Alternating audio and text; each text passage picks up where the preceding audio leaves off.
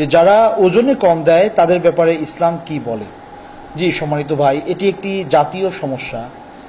ওজনে কম দেয়া, ওজনে কম দেয়াটা আমাদের এত বেশি আমাদের ভেতরে চলে এসছে, এটি একটি খুব খারাপ একটি তবিআহ বা স্বভাব, যেটি মুসলিমদের ভেতরে চলে এসছে। ওজনে কম দেয়া বলতে শুধুমাত্র মুদির দোকানি ওজনে কম দেয়, ব্যাপারটা এরকম না।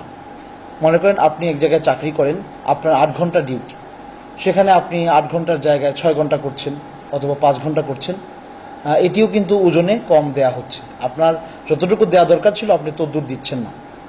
আর এই ব্যাপারে আল্লাহ সুবহানাহু ওয়া তাআলা পবিত্র কোরআনে কিন্তু খুব কঠিন বক্তব্য বলেছেন।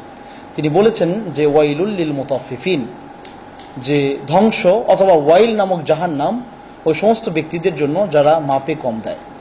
আল্লাযীনা ইযা তালু আলান নাসি ইয়াস্তাউফুন, যখন ইযা তালু আলান নাস ইয়াস্তাউফুন ওয়া ইযা কালুহুম আও ওয়াজানুহুম ইখসিরুন, যখন তারা মানুষদের থেকে নেয় তখন পরিপূর্ণ মাত্রায় নেয়, আর যখন তারা মানুষকে দেয় তখন তারা ঠকিয়ে দেয়।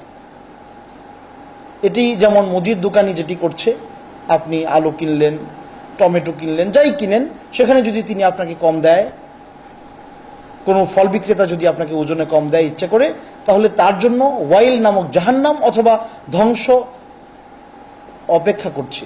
অনুরূপভাবে আপনি যেখানে চাকরি করছেন, আমি যেখানে চাকরি করছি, আমরা যদি বেতন নেওয়ার সময় কিন্তু পূর্ণাঙ্গ মাত্রায় আমি নিচ্ছি, আমার যে বেতন সেটি আমি নিচ্ছি, কিন্তু কাজের সময় আমি ইচ্ছে করে সময়টা ফাঁকি দিচ্ছি, আমার যে দায়িত্ব ছিল সেটি আমি অবহেলা করছি, সময়ের পরে যাচ্ছি, সময়ের আগে চলে আসছি, এই যে ব্যাপারগুলো করছি, এটাও কিন্তু ওজনে কম দেওয়ার ভেতরেই পড়ে।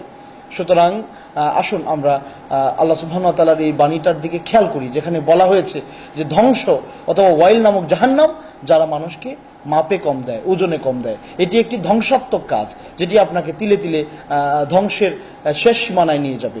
আল্লাহ আমাদেরকে মাফ করুন।